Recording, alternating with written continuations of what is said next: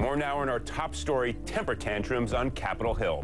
As the country careens towards potential economic disaster, folks in Washington are hard at work, taking swipes at each other. Meanwhile, the clock's ticking on that debt ceiling deadline.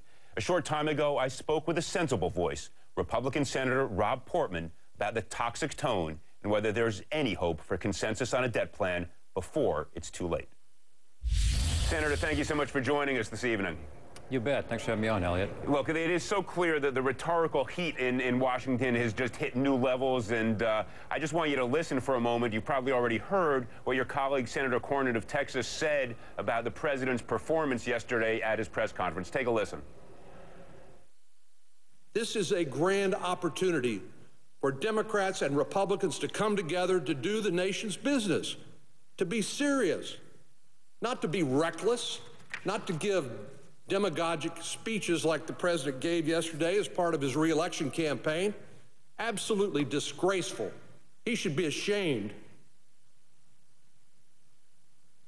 I respect the office of President of the United States, but I think the president has diminished that office and himself by giving the kind of campaign speeches that he gave yesterday. Look, Senator, I certainly don't want to suggest the rhetoric has been coming from one side only, but I guess the first question I've got to ask, that tough language from Senator Cornyn, do you think he fairly characterized, and do you think his adjectives are correct?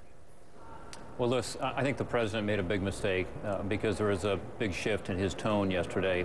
That speech, Eliot, which you haven't played, basically said, you know, I'm the adult, Congress is the children, and specifically, you know, used some examples that were pretty populist and demagoguing maybe is a little strong, but maybe not too strong. So it changed the dynamics. And what it said to me, unfortunately, is the president's now moved from trying to find a deal.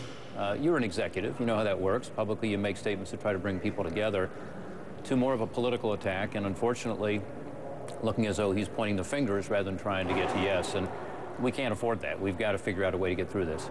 Well, look, there's no question. I think most of our viewers have seen enough of the president's speech, and certainly the outtakes that you're referring to. His language yesterday was edgy, it was hard, it was harsh even. Certainly fair to observe. But do you think it is fair to say what Senator Cornyn said, that it was disgraceful or demagogic? I mean, those are uniquely harsh words to use to describe a president's speech. Well, the way I would describe it as unhelpful.